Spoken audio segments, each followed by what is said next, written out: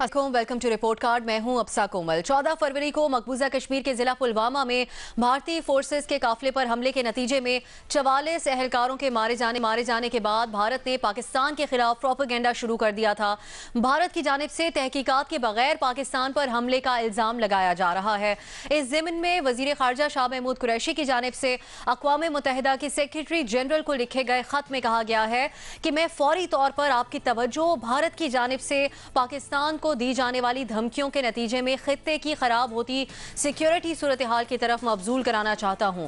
उन्होंने लिखा कि पुलवामा में भारत के मुताबिक भारतीय सेंट्रल रिजर्व पुलिस फोर्स पर हमला कश्मीर के रिहायशी ने किया, जबकि उसे बगैर किसी तस्दीक और तफ्तीश के पाकिस्तान से मंसूब किया जा रहा है।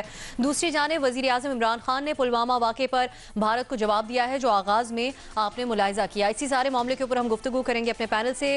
रिपोर्ट कार्ड का पहला तरह से है, पुलवामा हमला, भारत सबूत दे, पाकिस्तान ताउन करने को तैयार है। इमरान खान, क्या इमरान खान की यकीन दहानी के बाद भारत सबूत फराहम करेगा, हाँ या नहीं? सबसे पहले हफीजुल्लाह न्याजी साहब की तरफ जाएंगे। न्याजी साहब, वाक़े के फौरी बाद ही भारत की तरफ से इल्ज़ाम लगाने शुरू कर दिए गए थे। अब इमरान खान ने जो दो टोक गुफ्तगू की है, आपको क्या लगता है उसका कैसा नतीजा निकलेगा? अब साहब, मैं तो जो वज़ीर आज़म की जो मुख्तसर तरीन और बेहतरीन तकरीर जो है आज तक, इससे मुझे तो बिल्कुल मैस्मराइज किया हुआ है। और जो आखिरी फिक्र है जिसको आपने दोहराया है, वो हासिल कलाम था कि हम सोचेंगे भी नहीं और रिटेलिएट करने का सोचेंगे नहीं, रिटेलिएट करेंगे। और एक उन्होंने वाज़े किया कि जंग शुरू तो की जा सकती है आप अपनी मर्जी से, लेकिन उसके बारे में एक जो यूनिवर्सल प्रिंसिपल है कि ख़त्म फिर आपकी मर्जी से नहीं होती। तो मलफूफ अल्फाज में उन्होंने अपनी स्ट्रेंथ भी बता दी, जो कि मौजूद है यहाँ पूरी दुनिया के अंदर। किसको नहीं पता कि ये दोनों न्यूक्लियर पावर्स हैं? किसको नहीं पता कि पाकिस्तान के न्यूक्लियर वेपन जो है वो बड़े लिथल हैं? किसको नहीं पता कि पाकिस्तान के पास टेक्निकल न्यूक्लियर वेपन्स हैं जो हिंदुस्तान के पास नहीं है? किसको नहीं पता कि हमारे पास न्यूक्लियर वेपन्स का एडवांटेज है हिंदुस्तान के ऊपर? फिर उन्हें बहुत बड़ी मुख्तसर तरीन और बेहतरीन तकरीर है वजीर आज़म इमरान खान की। बेहतरीन तकरीर आप उसको करार दे रहे हैं इमरान खान साहब की। लेकिन आप ये देखें कि ये बात हमने पहले भी की थी। पहले दिन भी जब ये क्वेश्चन आया था तो मेरे अल्फाज यही थे कि कश्मीर का वायलेंस पाकिस्तान को किसी तौर नहीं सूट करता। ये मसला आज़ादी तहरीक कश्मीर जो है सरतान पर दर्द सर पड़ चुका है इंडिया के ऊपर। It's taking a toll on India. क्यों भाई, हम क्यों कराएंगे? फिर जब हमारे पास इतना बड़ा हाई फाई विजिट हो रहा है, हमने उसको सबोटाइज करना था। यही बात उस दिन हमने की और यही बात एक मुख्तसर तरीन नटशेल आज वज़ीर आज़म बता दी। मेरा ख्याल है कि बहुत अप्रिशिएट करें। न्याय साहब, इस पे भी कमेंट कर दें मुख्तसरन। अप्रिशिएट करे काम में भारत अब सबूत फराहम करेगा अगर हैं तो? नहीं, भारत देखे ना, भारत एक रस्मी बात थी और अगर है सबूत तो फराहम करेगा, लेकिन भारत नहीं करेगा क्योंकि इंडिया के अंदर ये कंट्रोवर्शियल हो चुका है। इंडिया के अंदर आप इंडियन प्रेस को मैं तो बहुत बारीक बीनी से देख रहा हूं, इंडिया के अंदर बड़े सीरियस लोगों ने क्वेश्चन किया हुआ है। ये सवाल जो वज़ीर आज़म उठाए हैं उनके अपने अंदर से उठे हैं। एक कह देना अपनी फौज के जर्नैल को कि तुम्हारे पे मैं छोड़ता हूं, ये कितनी गैर समझदाराना बयान है। उसके ऊपर भी मोदी के बयान के ऊपर जिसको उसको बहुत ज्यादा आड़े हाथों लिया गया है। और इंडिया के पास देखें, वहां पे मालूम है कि पाकिस्तान के हर तौर ये चीज नुकसानदेह पहुंचा सकती थी, पहुंचाई है या पहुंचा सकती थी। भारत के अंदर ही आप कह रहे हैं कि मामला कंट्रोवर्शियल हो चुका है। अल्लाह की अपनी स्कीम होती है। ये ऐसे नहीं है कि भारत ने कुछ स्कीम बनाई हम उसके ट्रैप में हम ही फंसेंगे। अब खुद फंस चुका है, अब उसके ना ये निकल सकता ना कर सकता। मजीद इस अल्लाह के फजल करम ने इस वाकये ने आजादी को मजीद तकड़ा कर दिया है। और आज न्याई साहब इतने इम्प्रेस हुए हैं वजीर आज़म इमरान खान की तकरीर से कि आज वाकई आप समझते हैं कि उन्होंने आपका दिल जीत लिया है। हसन साहब, जो अब इमरान खान साहब ने गुफ्तगू की है, उसके बाद भारत में एक ये राय पाई जा रही है कि मुंबई हमलों से मुतालिक हमने सबूत फराहम किए थे, तो क्या आप लोगों की तरफ से कर लिया गया? तो अब जो इमरान खान साहब ने गुफ्तगू की, आपको उसके नतीजे में क्या होता हुआ नजर आता है? ये तो मुझे नहीं पता क्या होगा, लेकिन एक दो बातें हैं। मोदी साहब अपनी 56 इंच की छाती का बड़ा जिक्र करते हैं। मेरा ख्याल है उनका दिमाग 56 सेंटीमीटर का भी नहीं है। ये जो आप बात करते हो ना, सबूत होते तो जाहिर है भाई, सबूत होते तो सबसे पहले सबूत ही पूरी कुव्वत और शिद्दत के साथ पेश किए जाते।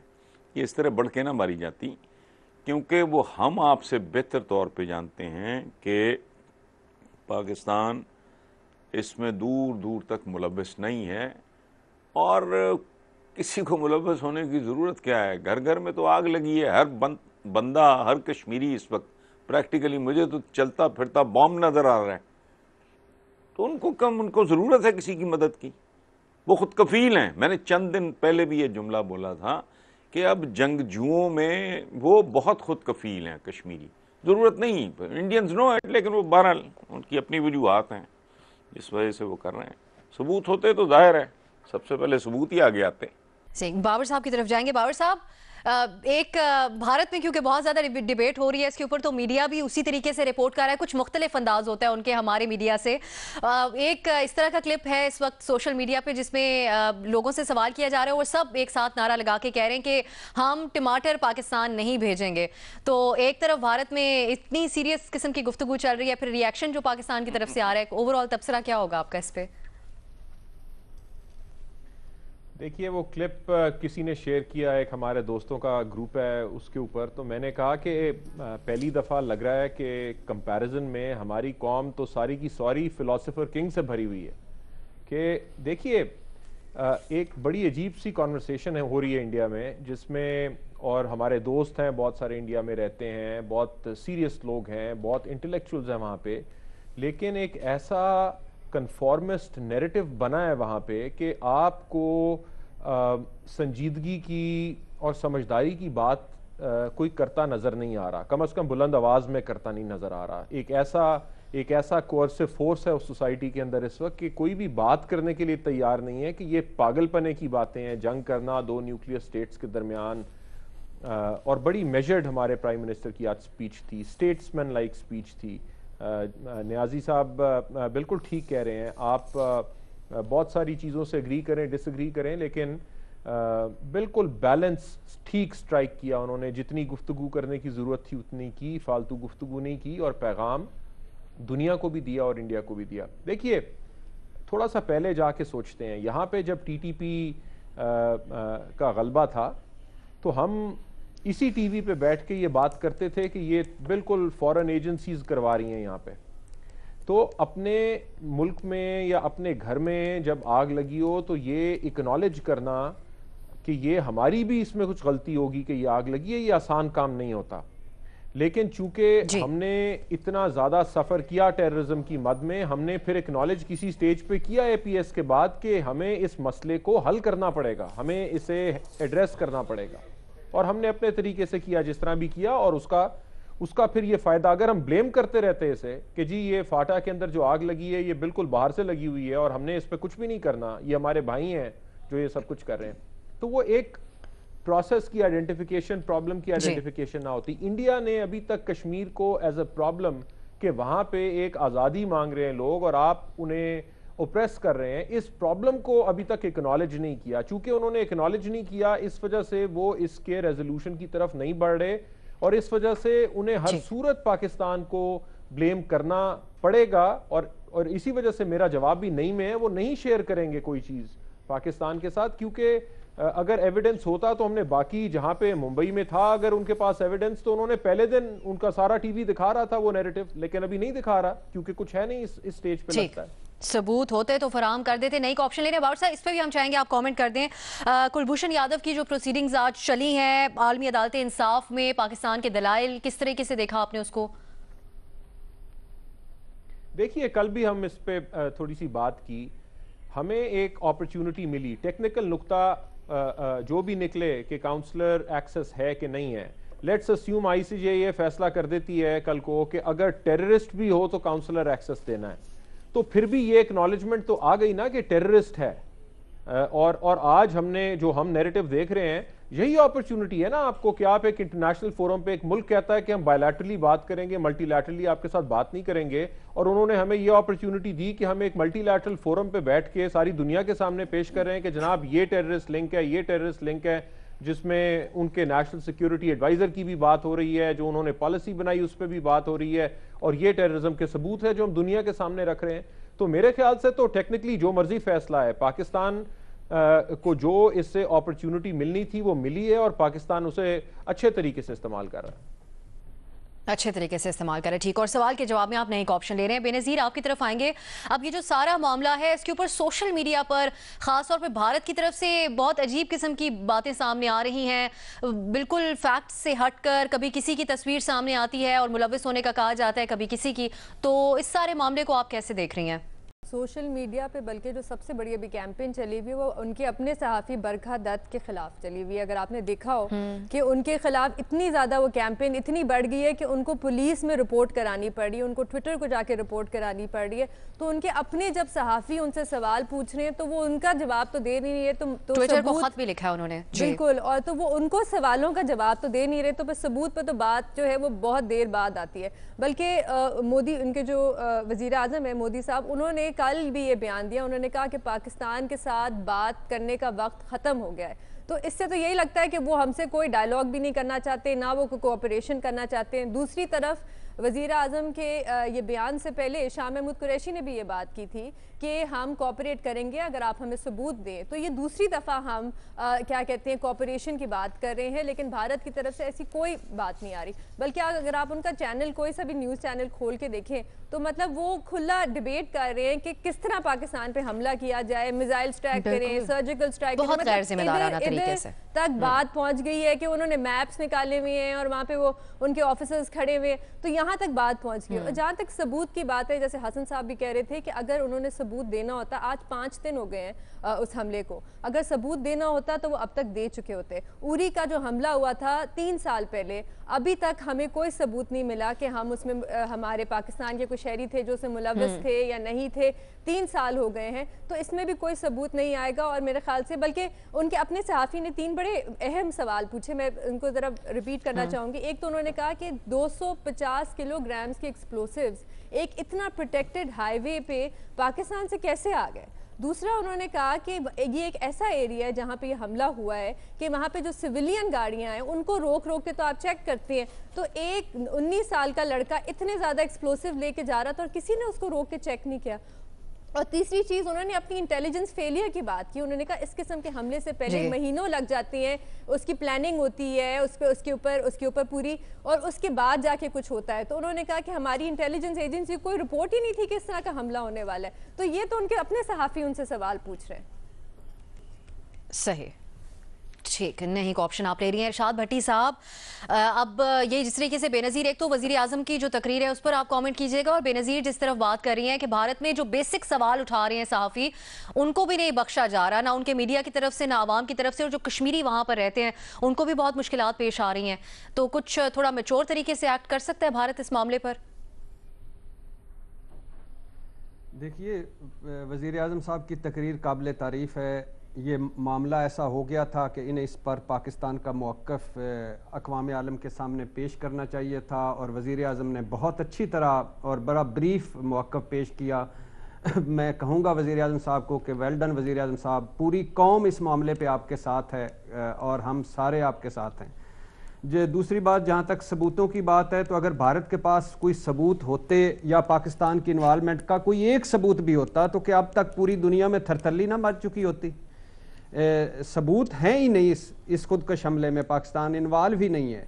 अब भारत अगर कोई अपने पास से बना के सबूत लाना चाहता है तो वो अलहदा बात है, वरना एक्चुअल सबूत तो है ही नहीं। भारतीय रिटायर्ड जर्नल क्या कह रहे हैं ये सब ने सुना है, उनके भारतीय इलेक्ट्रॉनिक मीडिया क्या कह रहा है वो भी सुना है, प्रिंट मीडिया क्या कह रहा है वो भी देख लें। भारतीय अदाकार बोल रहे हैं कि ये दहशतगर्दी कोई एक मुल्क को नहीं कहा जा सकता कि वो दहशतगर्द है, दहशतगर्दी हर जगह होती है। खुदकुश हमलावर आदिल डार के वालिदैन बता चुके हैं पूरी कहानी के। वो पुराना क्लिप है अक्षय कुमार का, लेकिन अभी जितने भी अदाकार हैं वो भारत में इतनी इस वक्त नहीं हिम्मत किसी की कि उसकी मुखालिफ बात की जाए। इस सारी सिचुएशन की बहुत एक्सट्रीम वहां पर पॉइंट ऑफ व्यू पाया जा रहा है इस मामले के ऊपर। जी, सपोर्ट कर रहे हैं, बिल्कुल बिल्कुल मोदी को, बिल्कुल ठीक है। खुदकुश हमला करने वाले जो आदिल डार के वालिद है और माँ बाप हैं वो बता चुके हैं।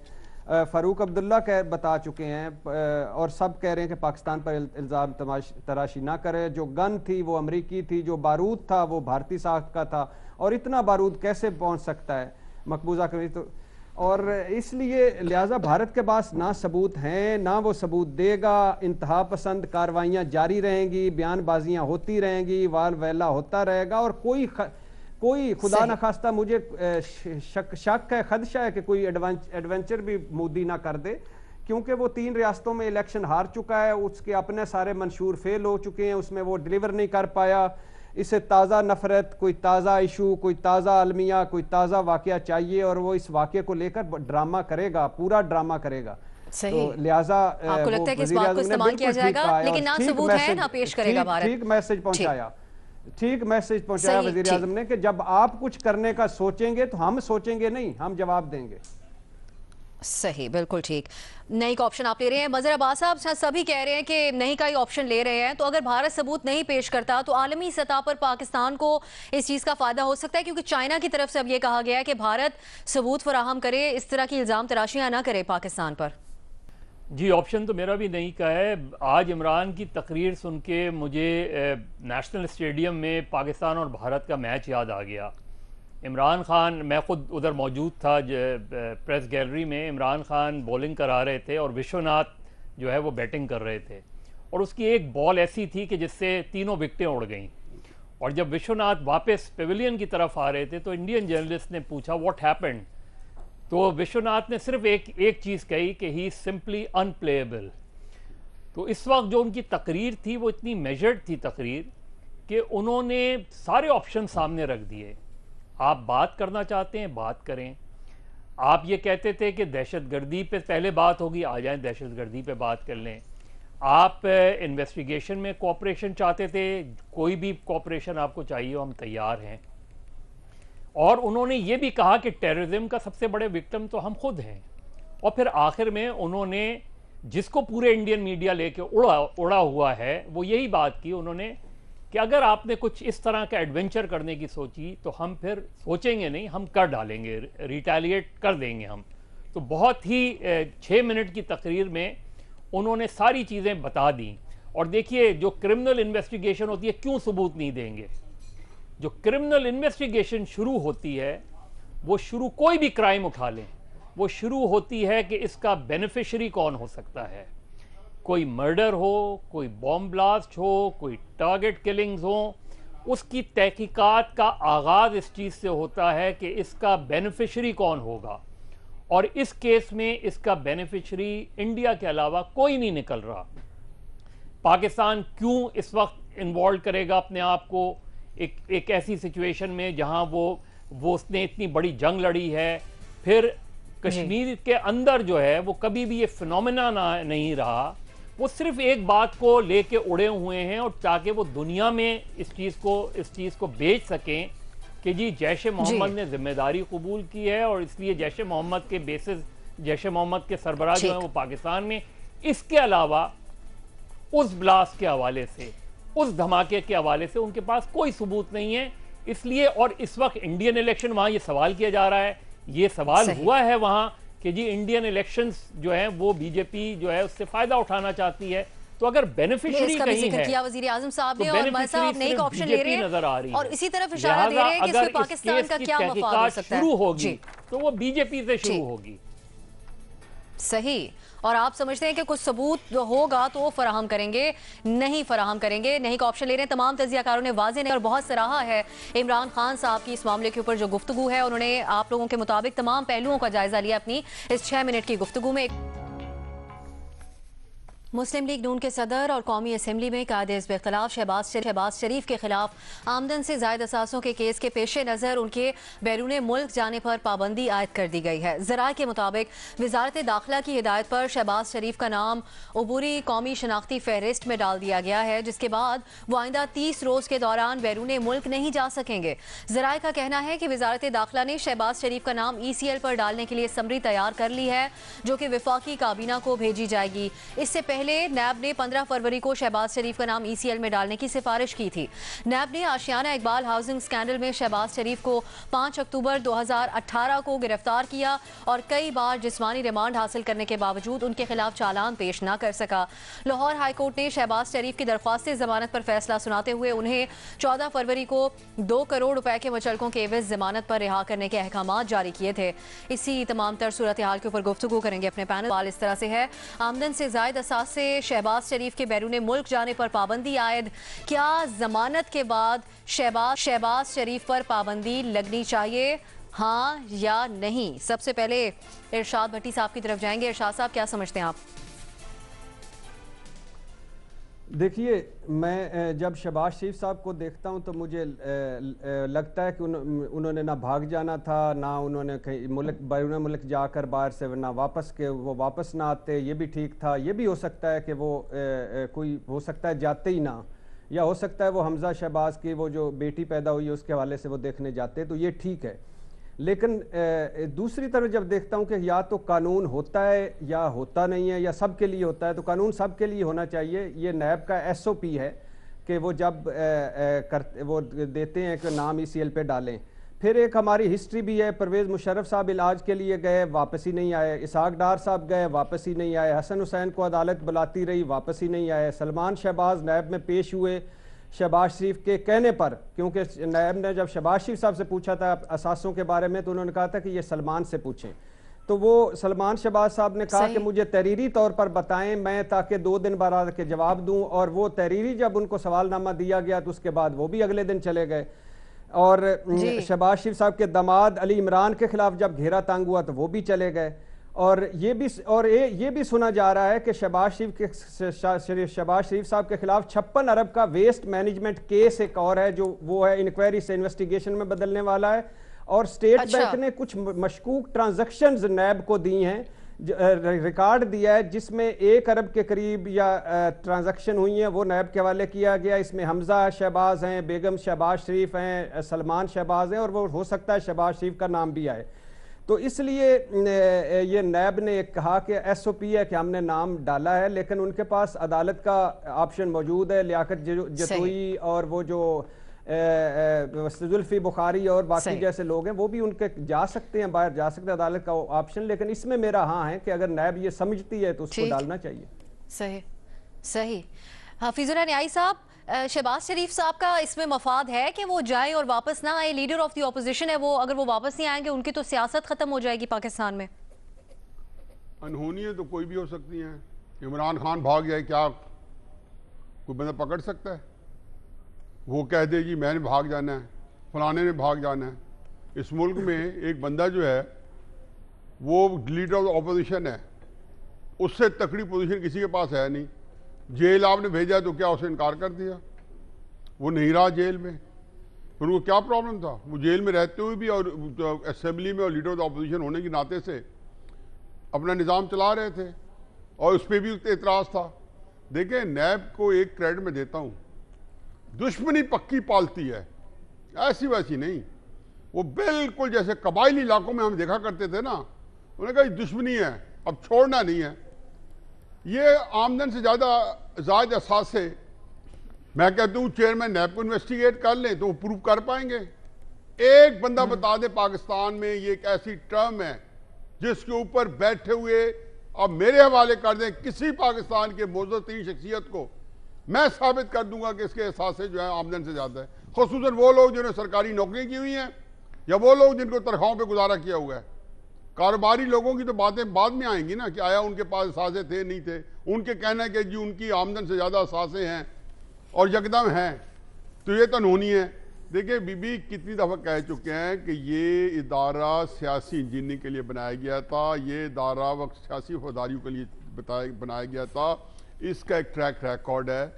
अब ये चाहे कानूनी हरबा होगा या गैर कानूनी हरबा होगा, देखा नहीं था कि मीडिया ट्रायल के लिए किस तरह वो जो है सामने सीना सफर होकर बैठे होते नैब के वो DG लाहौर वाले, और हर जगह से ये बड़ा कम हुआ है। आपको क्या पड़ी है मीडिया ट्रायल में? अगर मीडिया के अंदर एक खबर आपके बारे में चल रही है और फर्स्ट या कोई परसेप्शन बन जाती है, बुलाते जाए।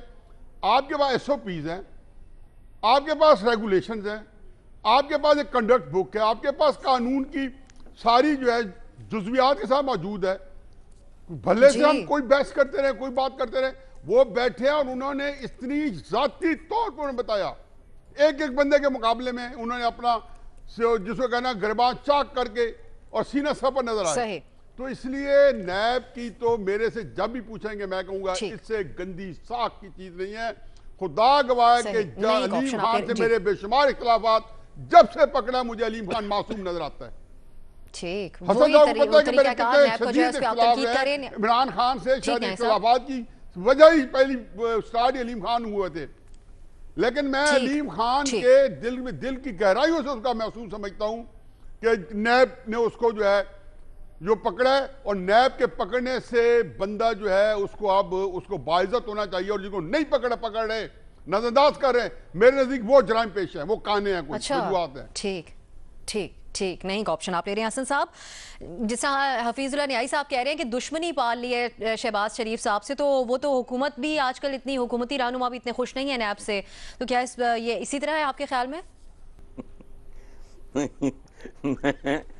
मेरे भाई ने और बहुत प्यारे भाई ने बड़ी अजीबोगरीब बात की है कि जिस पे नैब हाथ नहीं डाल रहा वो चोर चकार हैं।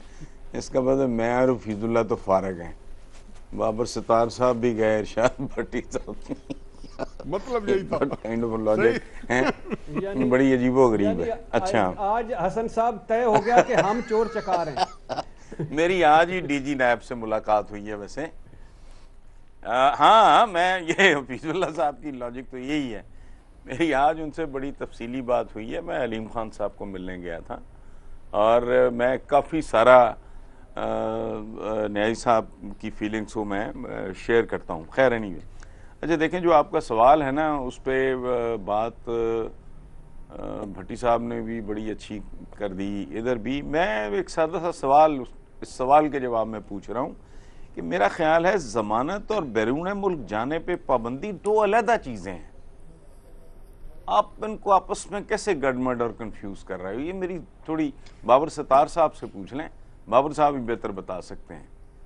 मुझे ये सवाल थोड़ा अजीब इसलिए लग रहा है। कानूनी पहलू पे हम जरूर बाबर साहब से पूछेंगे हसन साहब, लेकिन सवाल सिर्फ यही है, होना बिल्कुल ही और मतलब अगर टेक्निकल तौर पे आप लोग ना भी बात करें, जनरली आपके ख्याल में अगर जमानत हो गई है तो उसके बाद पाबंदी लगनी चाहिए बाहर जाने पे? नहीं, उनके खिलाफ अब साथ दो मुकदमों में फर्द जुर्म आयद हुई है। एक ये भी मेरा ख्याल है और रमजान शुगर मिल में वो फर्द जुर्म भी आयद हुई है इसके बाद, यानी जमानत से निकलने के बाद, तो इसलिए भी उन्होंने नैब ने वो किया है। सही, ठीक है, ठीक। बाबर साहब की तरफ ही लेके जाएंगे इसको। बाबर साहब, कानूनी तौर पर किस तरीके से? जी, बाबर साहब से हम फिर आप मुकम्मल करा लेते हैं। बाबर साहब, जमानत अगर हो गई है तो उसके बाद फिर क्या तरीका कार होना चाहिए आपके ख्याल में? उन्हीं से कराएं। देखिए, पहली बात तो यह है कि नैब के पास कोई कानूनी इख्तियार नहीं है कि किसी को एग्जिट कंट्रोल में डाले। वो सिफारिश करके भेज सकते हैं और उसके बाद फेडरल गवर्नमेंट का इख्तियार है। हमारा एक कानून है exit from Pakistan control ordinance, कोई 1981 से बना हुआ है, उसके नीचे फिर रूल्स भी बने हैं। उन रूल्स के अंदर इख्तियार फेडरल गवर्नमेंट के पास है। फेडरल गवर्नमेंट का मतलब ये है कि कैबिनेट के पास ये इख्तियार है, और उसमें 4-5 ग्राउंड्स दी हुई हैं रूल्स के अंदर कि आप इसके अलावा किसी को एग्जिट कंट्रोल लिस्ट पे नहीं डाल सकते। वाजिद शमसुल हसन साहब का एक मुकदमा हुआ था 1997 में, और उस वक्त से पिछले 22 साल में कंसिस्टेंटली जजमेंट्स आई हैं अदालतों की, जिसमें 2-3 बातें उन्होंने कही हैं। एक तो उन्होंने कहा है कि फंडामेंटल राइट है आपका to travel, to dignity, to liberty. जब आप किसी को एग्जिट कंट्रोल पे डालते हैं या उसकी नकलो हरकत बंद करते हैं तो आप ये फंडामेंटल राइट्स उनके जम कर लेते हैं, तो आप ये नहीं कर सकते ऑर्डिनरी कोर्स में। दूसरी बात अदालतों ने ये कही है कि अगर किसी के खिलाफ फौजदारी मुकदमा हो, FIR कटी हो, तो this is not ground enough कि आप उसे ECL के ऊपर डाल दें।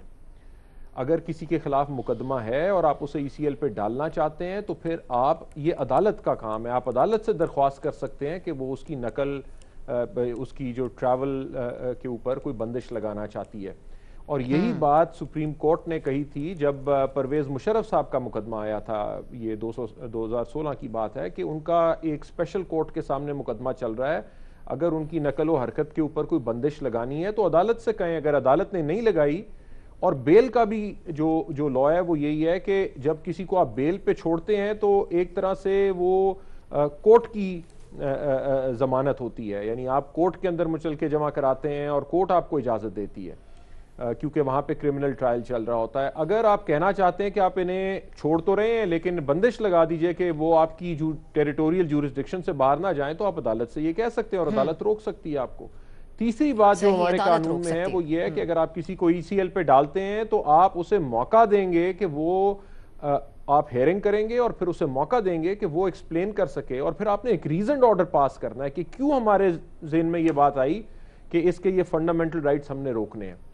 तो इस केस में जितने भी आप केसेस उठा के देख लें 20-22 साल में, जब भी कोई अदालत में चला जाता है कि मुझे ईसीएल पे डाला, अल्टीमेटली उसका नाम निकाल दिया जाता है, क्योंकि इसमें से कोई भी प्रोसेस नहीं हुआ होता, अनफॉर्चुनेटली हमारी हुकूमत ने नहीं किया होता। तो ये एक ऐसा ईसीएल एक ऐसा कानून है जो कंसिस्टेंटली पाकिस्तान में अब्यूज होता है। नैब भी अब्यूज करती है, गवर्नमेंट भी अब्यूज करती है। इस अब्यूज ईसीएल के कानून का गलत इस्तेमाल किया जाता है। वो एक अलग कॉन्वर्सेशन है कि अदालत में एक मुकदमा है, अगर अदालत में अगर उन्हें लगता है कि ये भाग जाएंगे तो अदालत में मुकदमा या अदालत में एप्लीकेशन दें और उन्हें कहें कि जी इन्हें मना कर दें, पाकिस्तान से बाहर नहीं जाएंगे।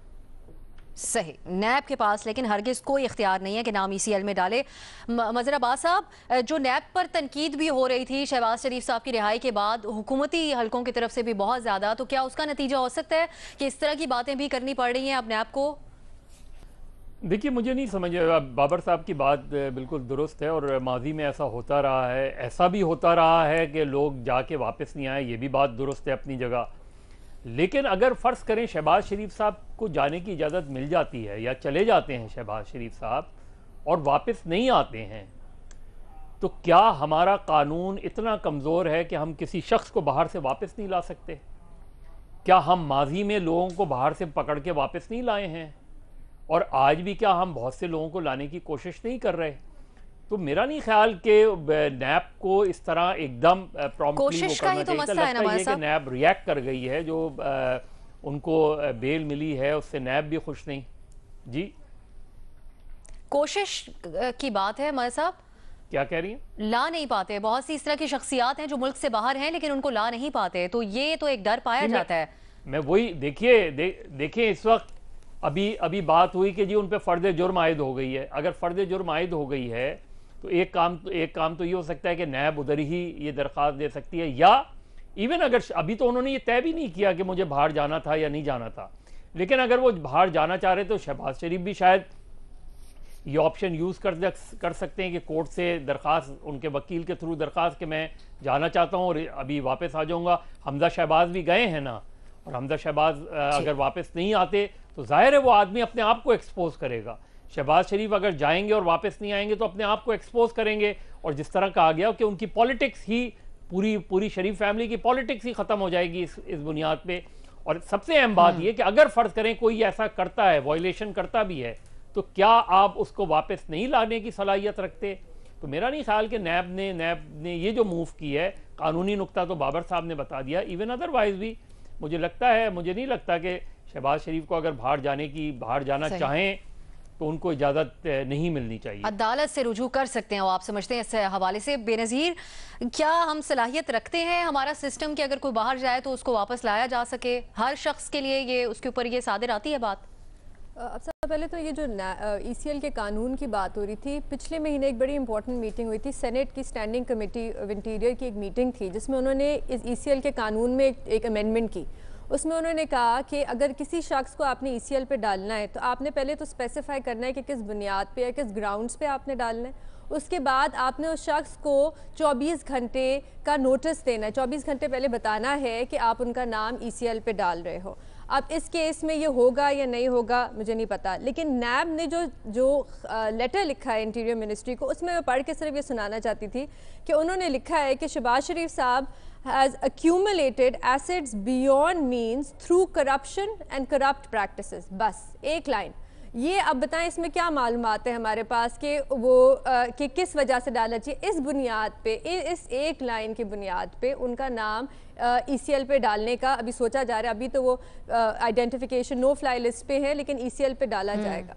दूसरी बात ये है कि अभी लाहौर हाई कोर्ट की केस में बात हो रही थी, जो बेल हुई है। मैंने पिछली दफ़ा भी ये बात की थी कि मेरी जो कोर्ट में थे उनसे बात हुई थी, तो उन्होंने कहा था कि अदालत ने भी ये कोर्ट में कहा कि ये दोनों केसेस बड़े कमज़ोर हैं, रमज़ान शुगर मिल वाला भी और आशियाना वाला भी। और उसमें उन्होंने कहा कि इसमें हमें कुछ नज़र नहीं आ रहा कि इसमें क्या गैर कानूनी चीज़ हुई है। दोनों केसेस में उन्होंने बड़ी लंबी लिस्ट के सवाल उन्होंने पूछे थे।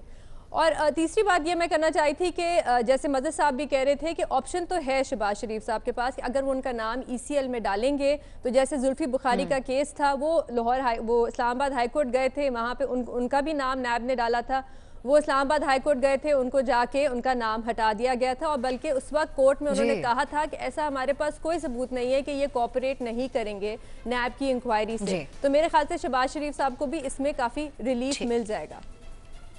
सही, और ऑप्शन आप नहीं का ले रही हैं। 3 नहीं और 1 हाँ का ऑप्शन सामने आया। बाबर साहब और हसन साहब ने इस पर कोई ऑप्शन नहीं लिया। स्टेट बैंक ऑफ पाकिस्तान की रिपोर्ट में कहा गया है कि माली साल 2019 के जुलाई से लेकर जनवरी तक की मुद्दत में बराह रास्त बैरूनी सरमायाकारी में गुज़श्ता बरस इसी अरसे के मुकाबले में 17% की कमी आई है। दूसरी जानिब सालाना के हिसाब से जनवरी में रकूम की बाद में 2.40% इजाफा हुआ और ये गुज़श्ता बरस के इसी माह के मुकाबले में 12 करोड़ 89 लाख डॉलर से बढ़कर 13 करोड़ 20 लाख डॉलर हो गई। स्टेट बैंक के आदादो शुमार के मुताबिक रवा माली साल के इब्तदाई 7 माह के दौरान मुल्क में 1 अरब 45 करोड़ 10 लाख डॉलर्स की सरमायाकारी हुई, जो कि गुज़श्ता बरस के इसी अरसे के दौरान होने वाली सरमायाकारी के 1 अरब आपको बताएं कि 76 करोड़ 10 लाख डॉलर से 17.6% कम है। इसी सूरत हाल के ऊपर हम गुफ्तगू करेंगे अपने पैनल से। सवाल इस तरह से है, बराह रास्त बैरूनी सरमायाकारी में 17% कमी स्टेट बैंक ने रिपोर्ट जारी कर दी। सरमायाकारी में कमी की वजह क्या है आपके ख्याल में? ओपन ऑप्शंस हैं। सबसे पहले बेनज़ीर की तरफ हम जाएंगे। बेनज़ीर, 17% कमी सरमायाकारी में जो हुई है, आपके ख्याल में इसके पीछे क्या वजह है? नहीं, 17% कमी तो हुई है, उन्होंने कहा है जुलाई से लेकर जनवरी तक, लेकिन उन्होंने इस रिपोर्ट में ये भी कहा है, जैसे आपने भी मेंशन किया, कि जनवरी में 2% बढ़ी भी है सरमायाकारी तो पिछले साल के बनस्बत। तो ये चीज़ है कि हमने पहले भी इससे बात की थी कि पॉलिटिकल इंस्टेबिलिटी एक तो बहुत ज़्यादा थी, उसके बाद ये समझ नहीं आ रही थी कि हम IMF के पास जाएंगे नहीं जाएंगे। आप जिस भी इकोनॉमिस्ट से पूछो तो वो ये कहते हैं कि एक पैनिक मची हुई थी मार्केट में, समझ नहीं आ रही थी। तो इस तरह की सिचुएशन में, और फिर एक नई हुकूमत भी थी, तो इस तरह की सिचुएशन में तो इन्वेस्टमेंट जो है वो बैरून मुल्क से ज़्यादातर नहीं आती और ना ही आनी चाहिए। अब थोड़ी सी स्टेबिलिटी आना शुरू हुई है, बल्कि ये जो अभी मोहम्मद बिन सलमान आए थे, ये बड़ा एक अहम हमारे लिए विजिट था, क्योंकि इसके बाद से एक कॉन्फिडेंस बिल्डिंग मेजर होता है, पूरी दुनिया में जाता है, पूरे के दूसरे मुल्कों में, कि पाकिस्तान में इन्वेस्टमेंट इतनी बड़ी की जा सकती है। चाइना ने तो ऑलरेडी हमारे में इन्वेस्ट किया हुआ है, अब सऊदी अरेबिया है, अब कतर की बात हो रही है, UAE भी इन्वेस्टमेंट की बात कर रहे हैं। मलेशिया के जो वजीर आजम हैं वो मार्च में आ रहे हैं, उन्होंने सुना है कि वो एजुकेशन के सेक्टर में $2 बिलियन जो हैं वो इन्वेस्ट करेंगे। तो ये इससे एक कॉन्फिडेंस बिल्डिंग मेजर हो रहा है। तो अब मेरे ख्याल से हालात काफ़ी बेहतर होना शुरू हो जाएंगे, आगे बेहतरी की तरफ जाएंगे हालात। इरशाद साहब, जिस तरह बेनज़ीर ने गुफ्तगू की, फैसले लेने का जो फेलियर नजर आया, IMF के पास जाएं ना जाएं, बहुत तजब्जुब नजर आया इस मामले के ऊपर, ये एक वजह हो सकती है? देखिए, जो उन्होंने बात की है जनवरी तक, यानी जनवरी के मिड तक बिल्कुल ऐसे ही था। असद उमर साहब की कन्फ्यूजन, अल्हम्दुलिल्लाह वो कन्फ्यूजन के समंदर में गोते खाते रहे और पकड़ धकड़ और एहतसाब को इतने मुनज़्ज़म तरीके से इसका प्रोपेगेंडा किया गया पूरी दुनिया में और पूरे मुल्क में, और ऐसा बताया गया कि लुटे गए सारा हो गया। अदम तहफ़्फ़ुज़ की फ़ज़ा, बेतहाशा टैक्सेस, हुकूमत की चुमुखी लड़ाइयाँ, हुकूमत नायल है, चंद दिन की मेहमान है, सियासी अदम इस्तेकाम है, ये सारी चीज़ें मिक्स हुई। और ये सारी चीज़ों जिनके खिलाफ, जिनसे बाइख्तियार लोगों से पूछा जा रहा था, तो वो उन्होंने एक बड़े तरीके से हुकूमत पे वार किए, जिसका ये नतीजा निकला। लेकिन ये असद उमर साहब का काम था कि सरमायाकारों को एतमाद में लेते, सरमायाकारी की एतमाद बहाल करते, ऐसी पॉलिसियाँ लाते और बताते कि हम शफाफियत है हमारे यहाँ और तब्दीली आ चुकी है। और इस सारे अरसे में बदकिस्मती से रिश्वत के रेट बढ़े, चोरी, 18 अरब की एनर्जी सेक्टर, 18 अरब डॉलर की एनर्जी सेक्टर की चोरी है जो वर्ल्ड बैंक बता चुकी, उस पर कुछ नहीं हुआ। टैक्सेस में शॉर्टफॉल हुआ, स्टॉक एक्सचेंज से लोग निकल गए, और इस सारे की वजह थी कि असद उमर अल्हम्दुलिल्लाह खुद कन्फ्यूजन थे। और आज वजह यही है कि वजीर आजम ही वजीर दाखिला है, वजीर आजम ही वजीर खजाना है, वजीर आजम ही वजीर खारजा है। कंफ्यूजन उनकी उनकी कंफ्यूजन ये वजह रही। हसन साहब, आपके ख्याल में क्या वजह रही इन्वेस्टमेंट में कमी की? देखें साहब, पहली बात यह है कि जब मैं इस सवाल का जवाब दूंगा तो मैं मुल्कों की सतह पे मैं मामलात को मुकम्मल तौर पे मुख्तलिफ समझता हूँ। सऊदी अरेबिया इन्वेस्टमेंट करेगा तो यहाँ सूरत हाल और होगी। ये जो बघियाड़ बैठे हैं, मुंह फाड़ के भेड़िए बैठे हैं, वो और तरीके से बिहेव करेंगे। जब बैरून मुल्क सरमायाकारी की बात होती है तो दरअसल जब हम ये बात कर रहे हैं और जिस हवाले से कर रहे हैं, हम इंडिविजुअल्स के हवाले से कर रहे हैं। मैंने तकरीबन 1.5 माह पहले बड़ा तफसीलन कॉलम लिखा था, यहाँ तो वक्त शक्त होता नहीं, मुझे लंबा बोलने की आदत भी नहीं, कि बैरूनी सरमायाकारी अपनी जगह पे, तो भाई इस मुल्क की अंदरूनी सरमायाकारी तकरीबन सीज हो चुकी है। उसकी बुनियादी वजह यह है, याद रखें, तब तक सूरत हाल दिगर गूं रहेगी जब तक जेन्युइन, फूल प्रूफ, इंतहाई इफेक्टिव वन विंडो ऑपरेशन इस मुल्क में नहीं होता।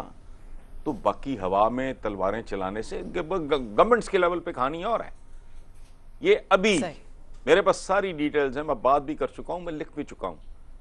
2.5 अरब का प्रोजेक्ट है, मेन बुलवार्ड गुलबर्ग पे, बुलवार्ड हाइट्स। वो नेपरा कह रहा है नीचे उसका लेस्को जो है वो बिजली नहीं दे रहा, विचोले फिर रहे हैं बीच में, पैसा मांग रहे हैं।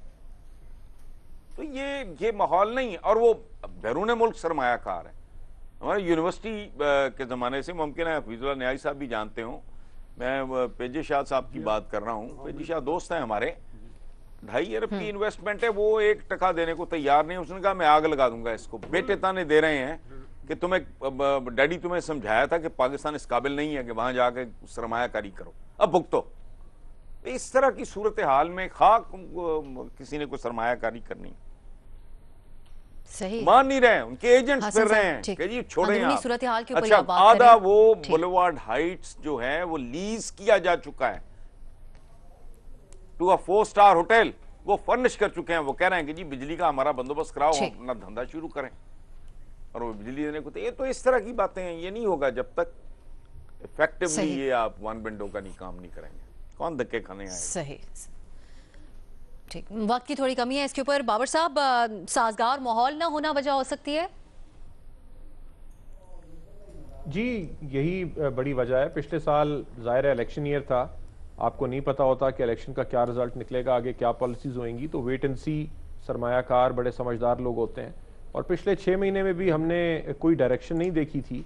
ये जो सऊदी ट्रिप है, ये पहली सक्सेस स्टोरी है पीटीआई की। अगर आप फॉरेन पॉलिसी उस लिहाज से, जो इकोनॉमिक पॉलिसी हमारी, अगर उस कॉन्टेक्स्ट में देखें, तो अगर लोगों को एक नज़र आएगा रास्ता, और जो हसन साहब बात कर रहे हैं वो बहुत ज़रूरी बात है। अगर आपका लोकल बिजनेसमैन इन्वेस्ट नहीं कर रहा तो फॉरेन बिजनेसमैन भी इन्वेस्ट नहीं करेगा। स्टेट टू स्टेट इन्वेस्टमेंट एक अलग बात है, बड़े प्रोजेक्ट्स में हो सकती है, लेकिन कॉन्फिडेंस बिल्डिंग तो उसी वक्त आती है ना। अगर मैं ये इस मुल्क में रहता हुआ अपनी सेविंग्स यहाँ इन्वेस्ट नहीं करूंगा तो कोई अमेरिका से बैठ के क्यों करें?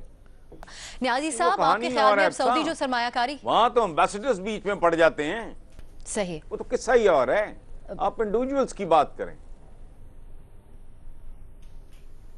सही। न्याई साहब, आपके ख्याल में जिस तरह से बाबर साहब कह रहे थे कि नई हुकूमत आई थी, इलेक्शन का साल था, इस वजह से भी हो सकता है ये आदादो शुमार हमें नजर आ रहे हों बेहतरी की तरफ, अब आपके ख्याल में कंफ्यूजन कम होती नजर आ रही है आपको हुकूमत की? ये देखिए जी, हसन साहब ने जो गुलबर्ग हाइट्स की बात की है, ये रिप्रेजेंटेशन है आपके पूरे पाकिस्तान की। वो बेचारा पिछले 4-5 साल से पहले एलडीए के हाथों रुला, फिर हर जगह से रुला, अब वो उसको फाइनली जो है ना ये लेस्को के हाथों में वो ज़लील ख्वार हो रहा है, और उसको वाकई खमियाजा भुगतना पड़ रहा है कि पाकिस्तान में सरमायाकारी की है। देखिए जी, पहली बात तो ये है कि एक तो सी पैक पिछले 6 महीनों से स्लो हुआ है, और सी पैक की वजह से हमारी जो एक तो थी इंफ्रास्ट्रक्चर के, और दूसरा थी प्रोजेक्ट्स की फाइनेंसिंग, उसमें बहुत वही अंदरूनी सूरत हाल की आप भी बात करें। और तीसरी बात यह है कि जो इमरान खान का जो दावा था, जो उनका डिक्टम था, जो उनका फतवा था, वो एवेपरेट हो गया। उन्होंने कहा जी कि मैं आऊँगा तो डॉलर की बारिश होगी, उन्होंने कहा जी कि मैं आऊँगा तो टैक्स टू नेट जो है डबल ट्रिपल हो जाएगा, मत भूलें कि और मैं आऊँगा तो जी सरमायाकारी कहीं से कहीं बढ़ जाएगी। मुल्कों, दुनिया के 4 बड़े मुल्कों में गया, जो जब बंदा यहाँ पे आया, पाकिस्तान को इन्होंने बदनाम करने में कोई कसर नहीं छोड़ी। इन्होंने कहा जी पाकिस्तान एक करप्ट मुल्क का 70 साल एनाहिलेट कर दिया करप्शन ने।